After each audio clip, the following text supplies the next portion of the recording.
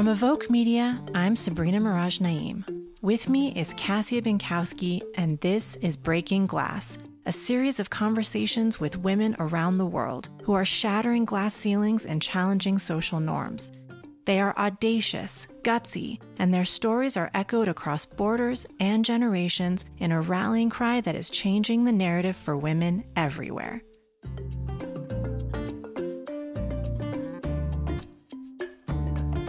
We head to Australia today to hear a truly remarkable story, mostly based in Sierra Leone, about a survivor and activist, Aminata Conte Bijour. Aminata grew up in a well-off family in the capital of Sierra Leone, where her father prioritized the education and opportunities for his 6 daughters. She had a happy and protected childhood until a truly devastating civil war broke out in her country, resulting in the deaths of more than 50,000 individuals. Aminata's own story of survival during this time is unbelievable. And Sabrina, her story of survival doesn't end with the war. After rebuilding her life in Australia, Aminata ultimately endured the traumatic birth of her first child. And this is the tipping point that we really hone in on today. After that experience, Aminata refocused her entire life on changing maternal health outcomes in her home country of Sierra Leone, one of the worst in the world for maternal and child mortality rates. She founded the Aminata Maternal Foundation and has since reached tens of thousands of mothers with quality healthcare and raised more than $400,000. Her story is one of unimaginable trauma, but it's also one of incredible hope and optimism and impact. Take a listen.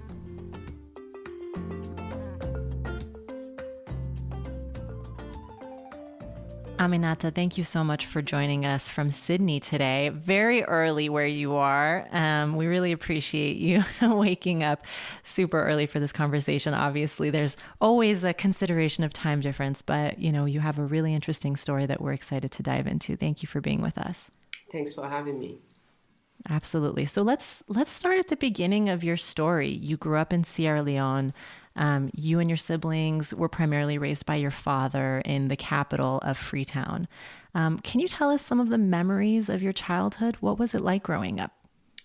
My memory growing up is of really my father, my dad, who we grew up in this massive big house, and we were surrounded by a lot of poverty, but we didn't really know if it was poverty. I think he did that deliberately for us to be among people that are less fortunate. The place where we grew up, we have a lot of mountains surround us, and just so beautiful in the morning. And my dad waking up in the morning, and by the time we come downstairs where he was living,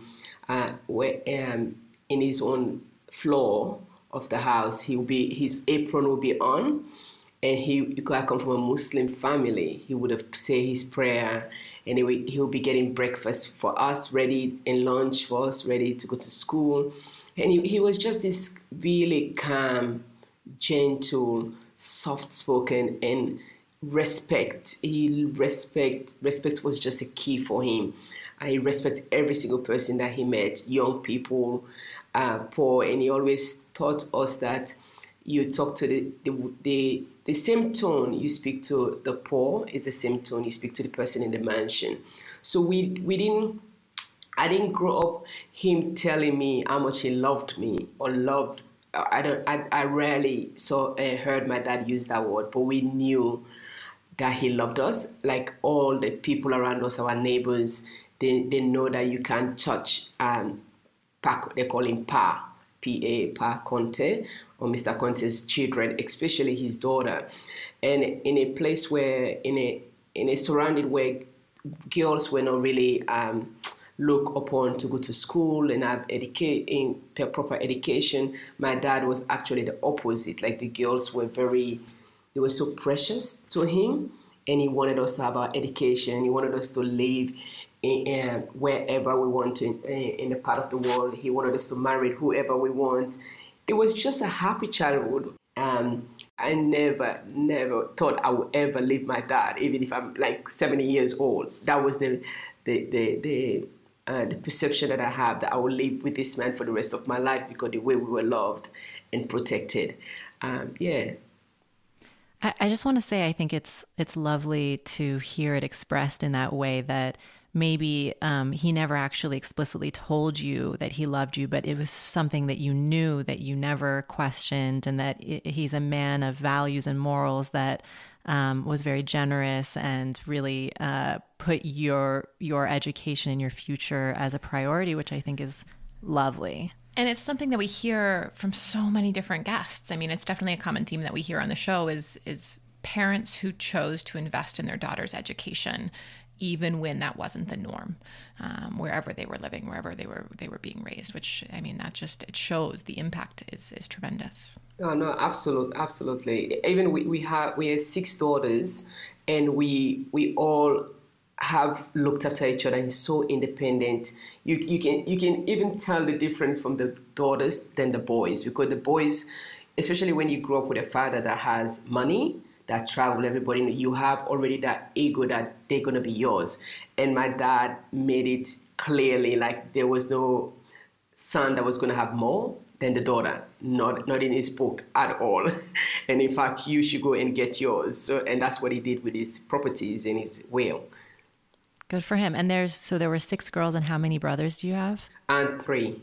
3. Wow. That's a lot of kids for this one man to be responsible for. Yeah. Well,